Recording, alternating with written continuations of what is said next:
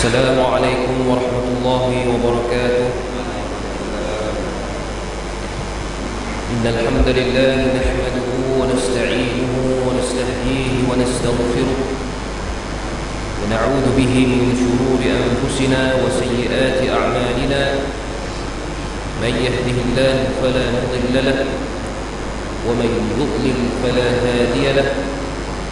أشهد أن لا إله إلا الله وحده لا شريك له وأشهد أن محمدا عبده ورسوله.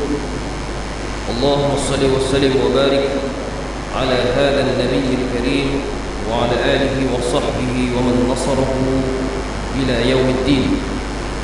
رب اشرح لي صدري ويسر لي أمري واحلل عقدة من لساني يفقه قولي. أما بعد، قال الله تعالى في سورة آل عمران بعد أعوذ بالله من الشيطان الرجيم: وسارعوا إلى مغفرة من ربكم وجنة عرضها السماوات والأرض أعدت للمتقين الذين ينفقون في السراء والضراء والكاظمين الغيظ والعافين عن الناس والله يحب المحسنين. الذين إذا فعلوا فاحشة أو ظلموا أنفسهم ذكروا الله فاستغفروا لذنوبهم ومن يغفر الذنوب إلا الله ولم يصروا على ما فعلوا وهم يعلمون. صدق الله. Alhamdulillah, syukur kita kehadrat Allah Subhanahu wa taala di atas kemurahan, di atas kasih sayang, limpah rahmat yang berpanjangan yang tiada penghujungnya. Oleh Allah yang disebut Ar-Rahman, Ar-Rahim, yang sangat pengasih, sangat penyayang, dan Ar-Rahim yang tidak ada sudah ataupun penghujung kepada kasih sayang itu. Ada setengah orang dia sangat penyayang, tetapi apabila dia sudah meninggal, tiadalah lagi kasih sayang. Kasih sayang itu setakat umurnya saja. Ibu kita sangat sayang kepada kita, tetapi apabila meninggal dunia, tiadalah lagi kasih sayang ibu itu untuk kita.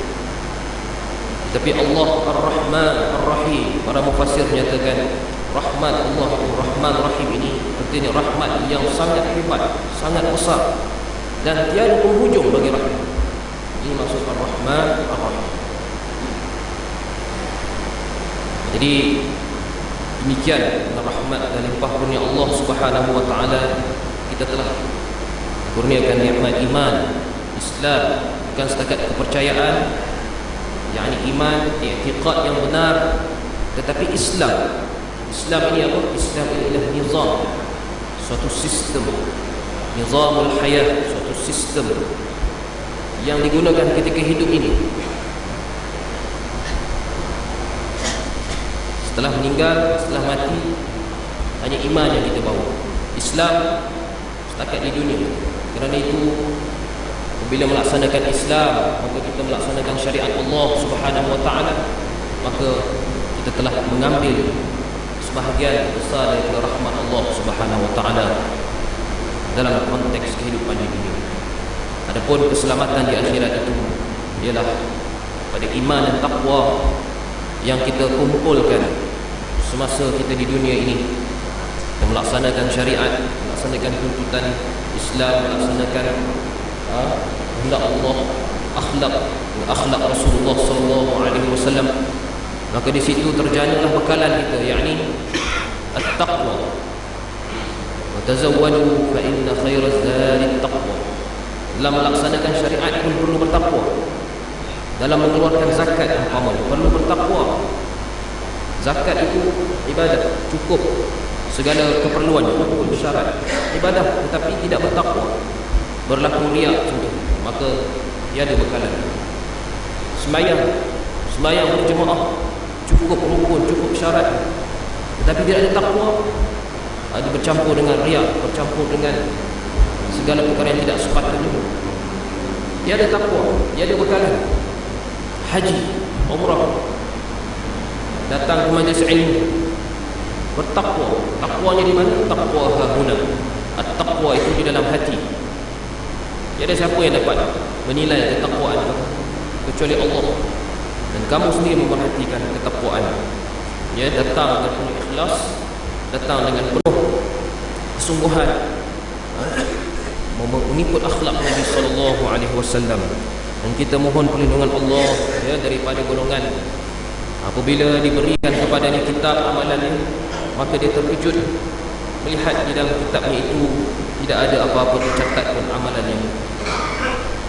وَقَدِمْنَا إِلَى مَا عَمِلُوا مِنْ عَمَلٍ فَجَعَلْنَاهُ هَبَاءً مَنْثُورًا.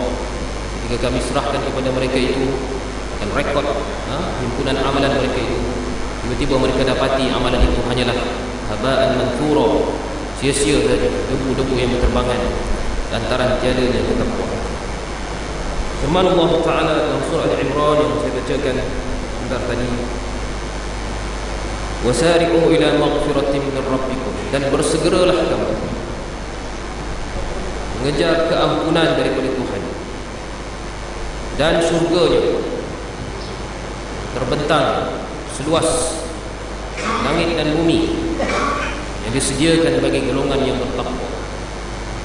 Siapakah golongan yang bertakwa? Golongan yang sentiasa bersedekah, salah satu sifat orang bertakwa. Dalam keadaan senang dan susah. Dalam keadaan senang memang boleh bersedekah, tapi dalam keadaan susah kita melihat contoh-contoh saudara-saudara kita yang ditimpa bencana. Ketika mana datang bantuan kepada mereka, mereka kata memanglah rumah makcik ni kena banjir, tapi jiran makcik ni teruk lagi, rumah dia hilang langsung, bagilah dekat dia. Sambil menangis dia kata, bagilah. Makcik ni dapat dapur pun cukup, yang lain-lain tu bagilah saudara jiran makcik tu, dia rumah pun tak ada.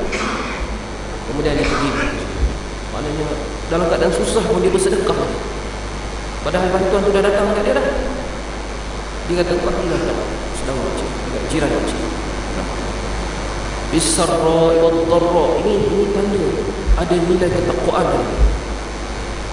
Wal kazimin al ghaiz wal 'afin 'anil nas, orang yang menahan kemarahan, menahan, sabar, ya, sabar atas kemarahan. Kadang orang tak faham, dia kata menyimpan marah, menyimpan dendam, sakit jantung kan, tak boleh. Kazimin al ghaiz ini dia menahan dan memaafkan, ya, menahan dan sabar di atas kemarahan, tidak meluahkan amarah kemarahan. Dia sabar, menahan, senyum, ya, senyum. Wal 'afina 'anil nas, sentiasa memaafkan manusia. Ini orang takwa. Wallahu yuhibbul muhsinin, dan Allah mengasihi orang yang berbuat kebaikan. Ini semua kebaikan.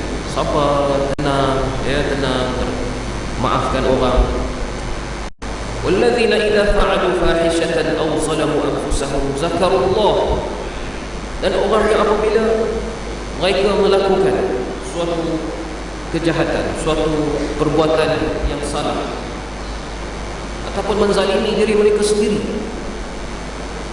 tak sengaja tiba-tiba terlintas untuk menunjuk riak, menunjukkan kelebihan, terlintas untuk berdendam, terlintas untuk melakukan apa sahaja perbuatan yang tidak baik, dia tahu tidak baik.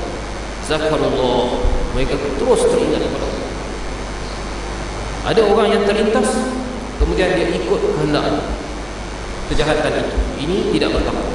Orang bertakwa bila terlintas kejahatan, dia tersedar, zakarullah, teringat kepada Allah, lalu memohon keampunan. Fastaghfaru li dzunubihim wa man yaghfiru dzunuba illa Allah, dan siapa lagi yang mengampunkan dosa kecuali Allah.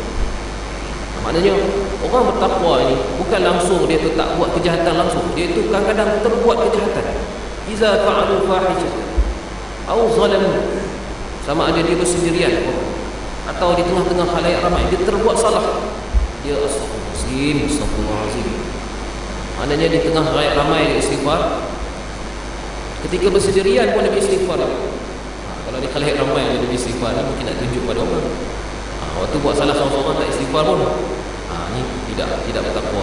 yang bertakwa ni, bila dia buat salah ataupun dia menzalimi, apa yang salah? Astagfirullah. Berlebihan sangat marah kepada isteri, ataupun isteri berlebihan sangat meminta-minta daripada suami, benda yang berlebihan sangat, yang suami itu sudah sedaya upaya cuba memenuhi keperluan, tapi setakat itu kemampuan, isteri masih lagi minta. Astagfirullahaladzim. Dia tersedar, ini tanda dia bertakwa. Maknanya bukan maknanya dia langsung tak buat, dia terbuat sebagai manusia, tersilap, tersalah, tetapi dia minta ampun kepada Allah. Walam yusirru ala ma fa'alu. Ini dengan syarat keadaan dia tidak meneruskan, dia tidak berterusan melakukan kesilapan. Dalam keadaan dia tahu itu salah, dia tidak berterusan. Semalam dah salah dah, istighfar. Hari ini dia tahu dah ini benda salah, dia buat lagi, lepas tu istighfar lagi. Esok dia dah standby dah, dia buat lagi, istighfar lagi. Ini bukan orang bertakwa. Orang bertakwa ni terbuat sekali istighfar.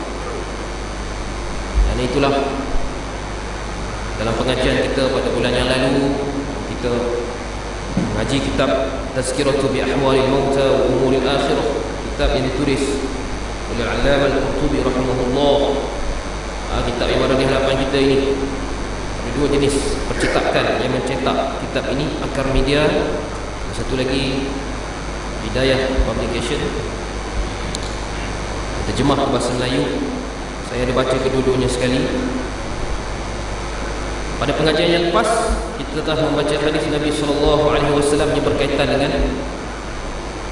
persoalan mengikut hawa nafsu, persoalan mengingati mati, dan bagaimana kita menjadi orang yang cerdik. Al-kayyisu man dana nafsahu wa amila lima ba'da al-maut.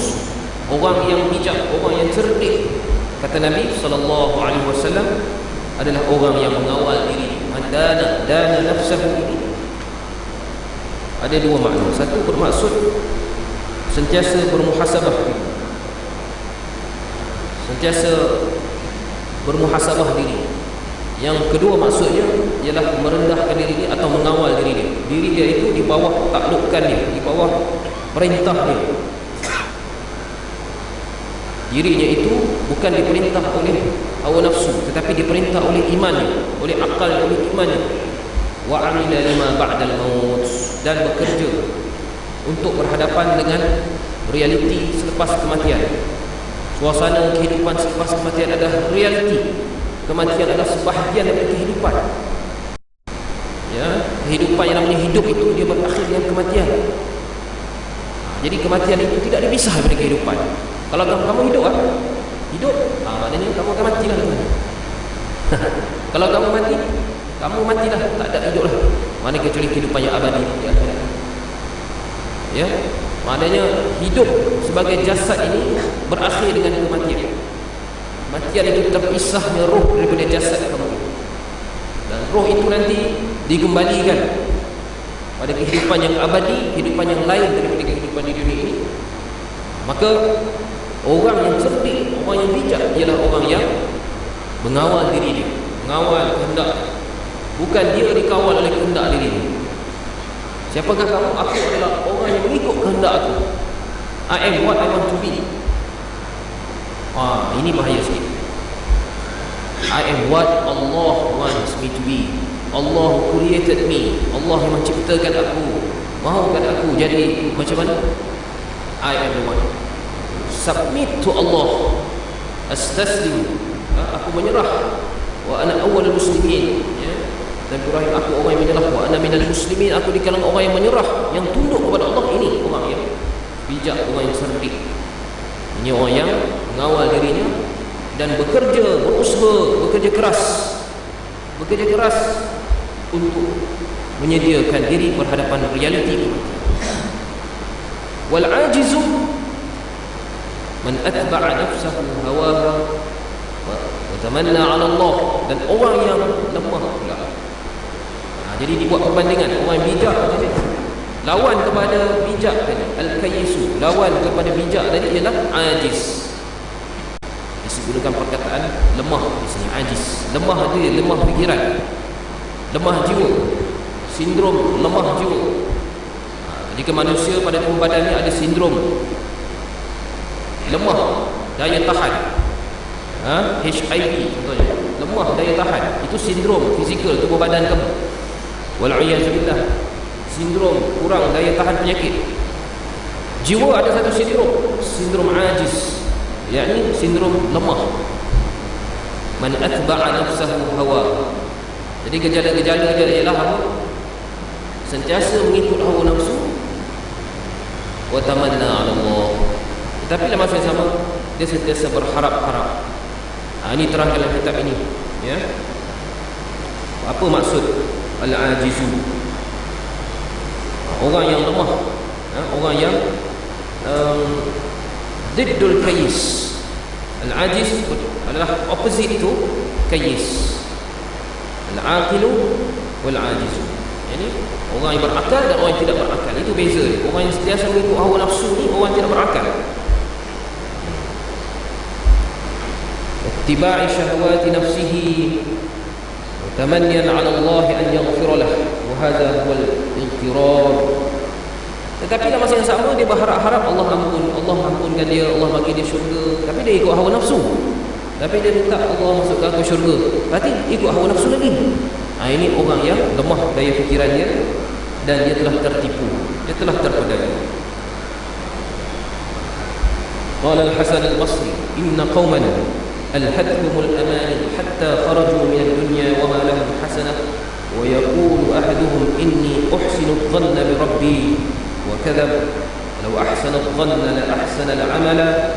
وتلا قوله تعالى وذلكم ظنكم الذي ظننتم بربكم أرداكم فأصبحتم من الخاسرين. Yani Hasan al-Basri menjelaskan tentang hadis. Orang lemah ni ialah orang yang sentiasa mengikut hawa nafsunya, ditipu oleh angan-angan. Oh, I have long term plan. Langsung long term planning itu setakat dunia saja. Sedangkan long term planning sebagai umat Islam adalah kepada kehidupan yang kekal abadi. Jadi kalau dia pergi ke pasar tu bawa duit, duit ni aku nafkahkan untuk ahli keluarga aku, pahalanya aku simpan untuk selama-lamanya keperluan aku. Ini orang yang betul-betul faham tentang kematian, persediaan. Berbanding orang yang dia just plan setakat kehidupan dunia. Oh, beli ni, pergi pasar pagi ni beli daging buat jamuan. Baik, keadaan keluarga aku ni dapat makan secukupnya. Tak tu ya. Dia lemah fikirannya, ya. Tapi ikut hawa nafsu, leka. Solat berjemaah tinggal, zakat tak buat, sedekah tidak. Ini orang yang ikut hawa nafsu. Dalam masa yang sama dia berkata, aku telah bersangka baik dengan Tuhan. Aku yakin Tuhan tentu akan mengampunkan. Tuhan tentu akan mengasihi aku, rahmat. Bersangka baik itu memang perlu, tetapi kamu perlu membuktikan sangka baik kamu itu. Orang yang bersangka baik tetapi dia sentiasa melawan, sentiasa bercanggah dengan pihak Allah yang disangka baik, dia berbohong. Jadi Hasan Basri kata, kazab. Ini orang yang berbohong. Wa ahsana dhanna la ahsana al-amal. Sekiranya dia bersangka baik pada Tuhannya, dia tentu akan berbuat baik pada amalannya. Buktikan sangka baik kamu. Jangan bersangka baik tapi berbuat jahat, bersangka baik berbuat jahat. Ini bohong namanya. Kemudian beliau membacakan ayat Allah surah Fussilat ayat 23. Wa zalikum dhannukum allazi dhanantum bi rabbikum ardaakum fa asbahtum min al-khasirin. Itu hanyalah semata-mata sangkaan kamu, ya, yang kamu fikirkan tentang diri ini, kamu telah tertipu, lalu kamu menjadi kalangan golongan yang rugi. Itu telah kita bincangkan pada pertemuan yang lalu, dan kita juga sama-sama dengar satu hadis yang berbentuk doa yang nama Nabi SAW selalu berdoa dengan doa ini dan menyuruh kita membaca doa ini, ya. Nabi ajar kepada sahabat tentang doa ini, ya. Allahumma inni as'aluka fi'lal khairat wa tarkal munkarat wa hubbal masakin wa in aradta biqaumin su'in وإن أردت بقوم سوء وإن أردت بقوم سوءا Fatawaffani ghairu maftun. Ya Allah, aku memohon kepadamu nikmat melakukan perkara-perkara yang baik. Fi'lal khairat. Aku memohon ya Allah supaya aku dikurniakan peluang untuk melakukan perkara-perkara yang baik. Ada orang berniat tapi tak dapat buat. Niat nak sedekah tapi duit tak ada. Minta Allah bagi aku duit supaya aku boleh bersedekah. Aku boleh bayar zakat. Daripada aku ni menjadi penerima zakat, aku nak menjadi pembayar zakat. Ya Allah, aku teringin nak bayar zakat. Ya Allah, berilah aku kekayaan, berilah aku harta supaya aku tak mesti kaya mau bayar zakat, ya. Tapi sekurang-kurangnya kekuatan untuk dia itu mampu membayar zakat. Wa tarkal munkarat, dan meninggalkan perkara-perkara munkar. Ada orang yang benci perkara munkar tapi tak dapat tinggalkan. Siapa yang boleh bantu dia? Siapa yang boleh beri kekuatan kepada dia, memberi taufik? Taufik ini artinya approval, ya. Taufik, waffaqa Allah, approve, may Allah be in favor, memberikan approval, memberikan taufik untuk kamu melakukan usaha meninggalkan perkara munkar, daripada nafsu nak memakai tudung yang terlalu bertabarruj, terlalu berlawa dengan bonggolnya di belakang itu. Pakai bonggol, pakai tudung tapi ada bonggol unta yang ditambah di belakang itu, supaya menjadi suatu daya tarikan. Apabila kepalanya digeleng-geleng, maka menjadi lambaian. Ini perkara yang dilarang. Pakai tudung bertabarruj, bersolek, berlebihan, tapi tak boleh nak tinggalkan. Sebab apa? Sebab tidak mendapat taufik daripada Allah. Kita mohon tarkal munkarat. Ya Allah, mudah-mudahan satu hari Allah bukakan hati untuk meninggalkan perkara. Wa hubbal masakin, dan kasihkan orang miskin. Dan sekiranya kamu ya Allah, sekiranya dikau ya Allah ingin menimpakan fitnah ke atas kaum, maka matikanlah aku dalam keadaan tidak ditimpa oleh fitnah. Kita sudah baca. Kalau tak hafal yang Arab pun, baca doa yang Melayu pun sudah. Justru pada pagi ini kita meneruskan lagi pada bab yang seterusnya, yakni sesuatu yang dapat mengingatkan kematian dan akhirat serta membuat zuhud terhadap dunia. Babun bima yudhakkiru al-maut wal akhirata yuzahhiru fid dunya. Apa yang seterusnya boleh membuatkan kita ini mengingat mati?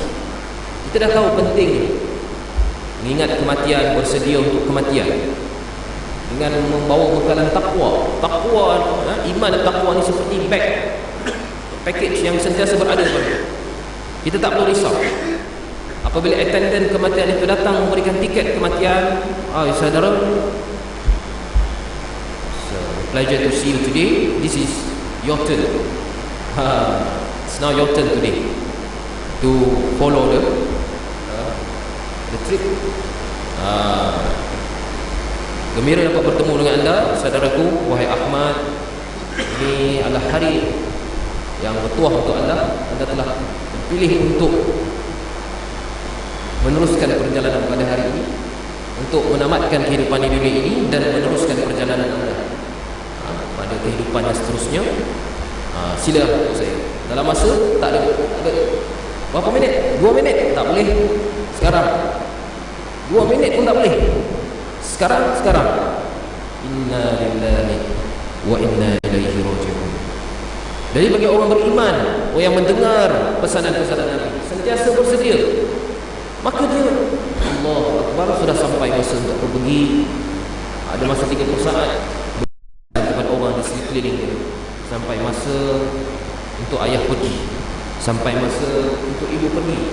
La ilaha illallah Muhammadur Rasulullah, la ilaha illallah Muhammadur Rasulullah. Maafkan kesalahan ayah, maafkan kesalahan ibu, maafkan kesalahan anak-anakmu ini. Kalau kita dikelilingi ahli keluarga, anak mak ayah, kita minta maaf pada orang sekeliling kita.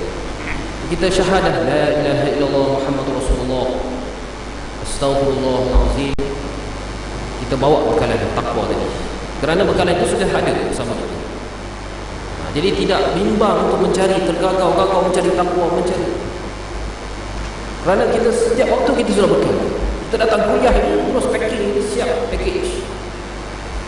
packaging kita terus disiapkan. Takwa kita itu. Setiap masa kita mencari takwa.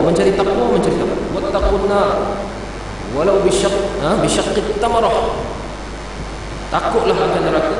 Yang bertakwalah kamu, takutlah akan azab Allah walaupun dengan sebelah kurma. Sebiji kurma itu dah kecil. Sebelah kurma pun kamu boleh bertakwa kepada Allah dengan sebelah kurma. Kamu makan sebelah dibagi pada Allah. Bayangkan. Apatah lagi kalau gaji, kalau ada orang yang perlu separuh gaji aku, kamu ambil dia. Aku cukup dengan separuh gaji, insya-Allah. Aku ada simpanan lagi, insya-Allah cukup untuk bulan ini pendapatan aku. Separuh lagi kamu gunakan untuk menjaga maruah keluarga kamu. Takut nar.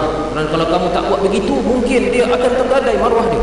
Mungkin dia akan tergadai daruriyat, keperluan hidup, rumah dia mungkin tergadai, kereta dia mungkin tergadai, anak isteri mungkin hilang, pendidikan hilang, kehidupan hilang, maruah. Ambil separuh harta, jagalah.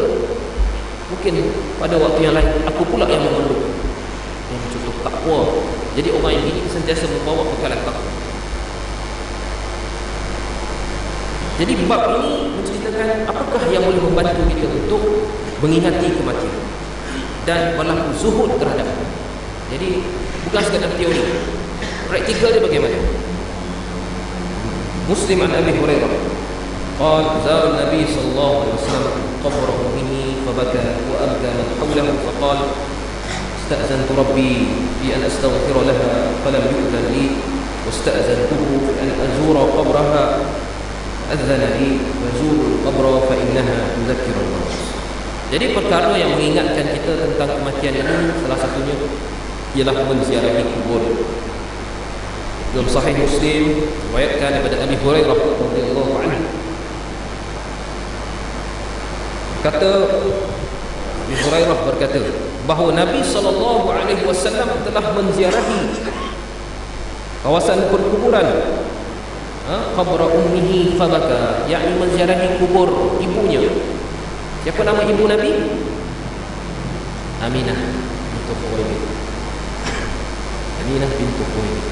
Nabi SAW menziarahi kubur ibunya, kemudian menangis Nabi SAW di sisi kuburan ibunya itu.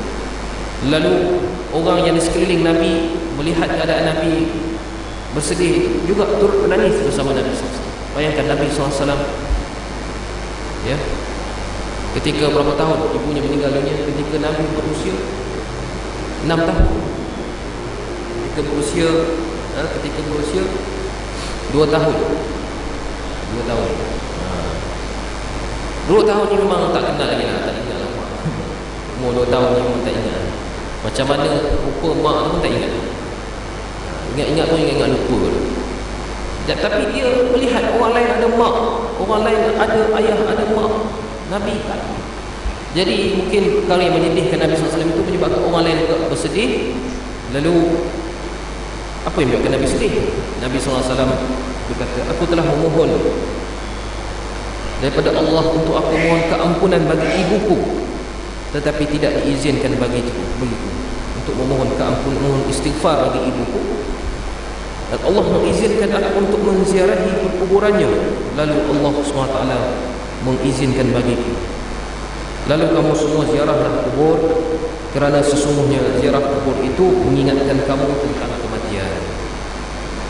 Jadi sedihlah sebab Nabi SAW nak memohon ampun untuk ibu. Jadi Allah izinkan ziarah saja. Sebagai Nabi Ibrahim pun ingin mohon ampun untuk ayahnya, tapi Allah tidak benarkan. Itu keadaannya terserah di sisi Allah, terserah kepada Allah. Jadi di sini hukum kita tidak boleh mohon ampun untuk orang yang belum Muslim, belum masuk Islam lagi, sekiranya dia mati dalam keadaan dia tidak memeluk Islam. Jadi ada dibahaskan dalam kitab ini pada bab yang seterusnya nanti tentang persoalan adakah sebenarnya ibu dan ayah Nabi ini beriman atau tidak. Ini ada bab selepas ini, ya, bab selepas ini, pasal yang selepas ini, satu bab yang lain akan menceritakan tentang adakah ibu dan ayah Nabi ini sebenarnya dibangkitkan Allah SWT dengan doa Nabi, maka ibu dan ayah ini dihidupkan lalu beriman kepada Nabi, kemudian mati semua. Kerana ada riwayat hadis mengatakan, adakah hadis itu bercanggah dengan hadis ini? Itu dibahaskan nanti. Kita KIV dulu. Ini adalah nak ceritanya bahawa Nabi suruh kita mengingat kematian. Kemudian daripada Ibnu Majah, daripada Ibnu Mas'ud, bahawa Nabi SAW bersabda, kuntu nahitukum an ziyaratil quburi fazuruha. Dulu aku pernah melarang kamu daripada menziarahi kubur, tetapi sekarang ini kamu ziarahlah kubur. Aku tak larang lagi dah, ziarahlah kubur. Kerana dengan menziarahi kubur ini akan menyebabkan kamu menjadi zuhud terhadap dunia dan akan mengingatkan kamu terhadap akhirat. Maklumlah kehidupan dunia ini banyak yang menyebabkan kita lupa daripada akhirat. Banyak nikmat hidup berkeluarga, ada pasangan hidup, ada anak-anak, ada cucu, ada jiran tetangga, ada sahabat handai, nak minum teh tarik di mana-mana, ada roti canai. Excited. Kehidupan ni satu excitement. Cuba makan. Persoalan nak makan apa tu tak timbul. Makanan ada di mana-mana. Persoalannya nak makan di mana menjadi satu persoalan. Gaya hidup di Kuala Lumpur, kita bukan masalah nak makan. Masalah kita, masalah nak makan di mana. Ada orang pula masalah nak makan siapa. Kita nak makan siapa. Orang lain pula. Itu orang lain pula, bukan orang beriman. Orang beriman makan kat mana kita ni? Makan tempat yang halal dan tayyibah. Orang tempat susah nak makan apa? Kita patut fikir macam mana nak bantu mereka. Jadi dengan menziarahi kubur, maka kita akan menjadi zuhud. Tengoklah orang di kubur ini. Di mana kubur yang paling dekat di sini? Kubur yang paling dekat kan? Batu. Karak. Kubur karak kan? Keliling tu banyak rumah-rumah tu. Bagus. Siapa yang duduk dekat situ mudah untuk mengingati kubur, mengingati akan kehidupan selepas kematian. Jadi ziarahilah perkuburan, supaya dengan itu insya-Allah kita akan mendidik perasaan zuhud dalam hati. Bagi golongan lelaki, ziarah kubur ini telah disepakati para ulama adalah sesuatu yang diharuskan. Adapun bagi golongan perempuan dibincangkan sama ada harus ataupun makruh ataupun dilarang, diperbincangkan.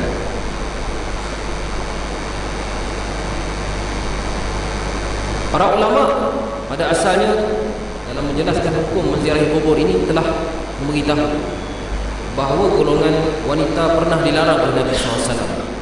Allah melaknat wanita yang menziarahi kubur kerana apabila mereka menziarahi kubur, kadang-kadang berlaku perkara-perkara yang tidak sepatutnya. Contohnya menangis yang keterlaluan, teriak sehingga kadang-kadang sehingga menampar-nampar mukanya, memukul dadanya dan memoyakkan pakaian. Ini dilaknat oleh Nabi SAW. Lalu pada peringkat awal Nabi melarang sama sekali golongan muslimah daripada pergi ke kubur kerana budaya yang ada pada masa itu, budaya yang salah. Sampai sekarang pun di setengah tempat tu ada lagi. Orang kaya-kaya ini apabila nak menunjukkan kehebatan keluarganya, dia mengupah orang untuk menangis. Budaya jahiliah yang wujud sampai sekarang mungkin dalam macam-macam golongan masyarakat, menunjukkan kehebatan itu dengan menunjukkan ratapan-ratapan, ya, dengan melakukan perkabungan yang berlebihan, berkabung berlebihan daripada yang dibenarkan. Ini dilarang. Jadi ziarah kubur juga ada peraturan. Lelaki tak ada masalah ziarah, bagi perempuan sekiranya boleh mencetuskan fitnah. Contohnya apabila berziarah kubur, maka nanti lelaki dan perempuan itu akan berdiri di atas kubur dan daripada mereka mengingati kematian, mereka dah mengingat tentang perkara yang di luar daripada konteks. Contohnya berlaku percampuran, pergaulan yang bebas, maka ini dilarang. Berlakunya berwangi-wangian dan berhias-hiasan, ini dilarang. Jadi di situ adalah hukum ziarah kubur perlu dijaga adab-adab. Jadi adab-adab ziarah kubur ini antaranya memberikan salam kepada ahli kubur. Assalamualaikum, assalamualaikum ahli qaumi dari mu'minin. Ataupun yang mudah lagi kita selalu baca, assalamualaikum ahli kubur minal muslimin wal mu'minin wa inna insyaallah bikum lahiqun. Nas'alullah lana wa lakumul afiyah minal mustaqdimin minkum wal mustakhirin. Assalamualaikum, salam sejahtera kepada kamu wahai penduduk kampung, orang-orang beriman. Kau darul mukminin, suatu penempatan orang beriman. Kubur ini satu penempatan orang beriman, lelaki dan perempuan. Inna insyaallah bikum lahiqun, dan kami insyaallah akan menyertai kamu. Kami juga akan menyertai penempatan ini. We will join you. Participate. We will be with you sooner or later. Nahnu bikum lahiqun, kami akan mengikut kamu. Nas'alullah lana wa lakumul afiyah. Kami mohon pada Allah bagi kami dan bagi kamu keafiatan, kesejahteraan. Daripada kalangan yang awal dan daripada yang kalangan terakhir. Yang awal-awal datang pun afiat, yang terakhir join pun afiat juga, kesejahteraan. Ini doa ini seperti ini sampai. Dan kita kalau bagi salam ni menghadap ke arah kubur. Tidak perlu kita sehingga membuka kasut pula lah. Buka kasut sehingga melangkah kubur tak boleh. Terlalu memuliakan penduduk kubur pun tak boleh.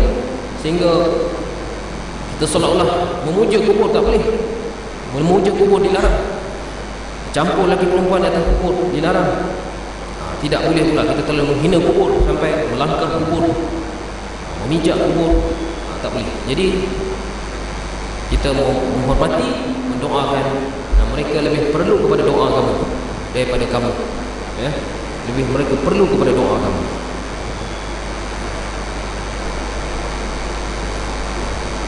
Qala al-ulama rahmatullah alaihim laisa lil qulubi anfa'u min ziyaratil qubur. Jadilah yang lebih bermanfaat bagi hati manusia selain daripada menziarahi kubur. Terutamanya apabila hati itu menjadi keras. Kita boleh rasa hati keras ni. Bila bagi peringatan, dia lambat nak masuk ke hati.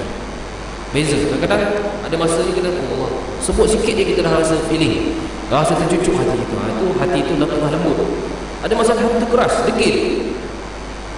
Jadi bila degil ni ada 4 perkara yang boleh dibuat. Pertama, menghadiri majlis ilmu, mendengar peringatan-peringatan, mendengar amaran-amaran yang menakutkan kamu tentang hari akhirat, tentang azab Allah. Yauma yuhma 'alaiha fi nari jahannam fatuqwa. Ayat Allah ini, hari yang apabila mereka itu disetrika, mereka itu dibakar di atas api, dipanggang, disetrika dengan emas dan perak mereka. Allahu Akbar. Itu satu, ya. Hadir majlis ilmu, duduk bersama orang soleh, orang yang mengingatkan kamu tentang akhirat. Yang kedua, mengingati mati. Mengingati tentang kematian. Betapa nikmat ini sementara, nikmat kesenangan ini akan hilang, seperti yang telah diceritakan sebelum ini. Yang ketiga, apakah cara ya apabila hati itu menjadi keras? Musyahadatul muhtadarin. Hadir ketika orang sedang nazak. Bila ada orang sakit, ziarah. Kebetulan dia tengah nazak, tunggu dia, jangan tinggalkan dia. Duduk sehingga selesai. Ya, sakaratul maut. Kalau tidak ada yang mengajar la ilaha illallah, tidak ada yang mentalqinkan dia, kita talqinkan dia. La ilaha illallah. Dia terus ikut la ilaha illallah. Cukup. Sekali cukup. Tapi kalau sekali dia tak ikut, mungkin dia tak dengar, tak perasan. La ilaha illallah, kali kedua kita kejutkan dia. Dia baru terjaga kan. La ilaha illallah, kali ketiga dia pun ikut la ilaha illallah. Cukuplah. Jangan diulang-ulang sampai dia mati. Tekan hidup dia. Dia tengah nazak itu, takut nanti itu adab tu, akhlak dalam mentalqinkan orang. Bila dia cakap la ilaha illallah sekali dah cukup, tak payah ulang lagi. Kerana kalau dia terganggu, takut syaitan nak datang mari. Ini akhlak, ya. Kemudian kalau dah ada orang buat, kita tak payahlah buat lagi. Yang penting kita kat situ, kita doakan.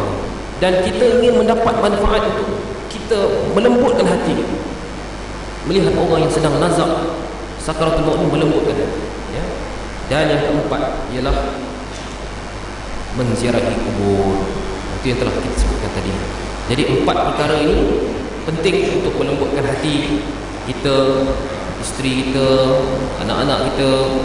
Kita lakukan 4 perkara ini, insya-Allah. Mudah-mudahan dengan itu terjaga hati kita. Dan hati inilah tempat yang menjadi pandangan Allah Subhanahu wa taala. Tempat jatuhnya pandangan Allah adalah pada hati, ya, bukan pada paras rupa, bukan pada harta, pakaian dan segalanya, tetapi pada hati kita dan juga pada amalan kita. Mudah-mudahan Allah Subhanahu wa taala mengurniakan hidayah kepada kita, menggunakan taufik kepada kita untuk sentiasa berada di atas jalan yang lurus, mengamalkan sunnah, mengamalkan Al-Quran, kehendak Allah fil kitab was sunnah, berdasarkan panduan para ulama, ya, yang mengajar mendidik kita memahami Al-Quran, memahami As-Sunnah, dan kita dapat istiqamah sehingga akhir hayat kita nanti, insya-Allah. Ada sebarang persoalan? Kuliah subuh tidak ada soalan, tidak ada sarapan, insya-Allah. Mudah-mudahan sempat untuk kita sarapan. Aku qali hadza wa astaghfirullah. A'udzu billahi as-sami'il 'alim minasyaitonir rajim. Bismillahirrahmanirrahim. Alhamdulillahi rabbil alamin. والصلاة والسلام على سيدنا محمد وعلى آله وصحبه أجمعين. اللهم انفعنا بما علمتنا وعلمنا ما ينفعنا. رب زدنا علما وارزقنا فهما. اللهم إنا نسألك فعل الخيرات وترك المنكرات وحب المساكين. وإن أردت بقوم سوءا فاقبضنا غير مفتونين. ربنا آتنا في الدنيا حسنة وفي الآخرة حسنة وقنا عذاب النار. وادخلنا الجنة مع الأبرار يا عزيز يا غفار يا رب العالمين. سبحانك اللهم وبحمدك نشهد أن لا إله إلا أنت ونستغفرك ونتوب إليك. وصل اللهم وسلم وبارك على محمد وعلى آله وصحبه أجمعين والحمد لله رب العالمين.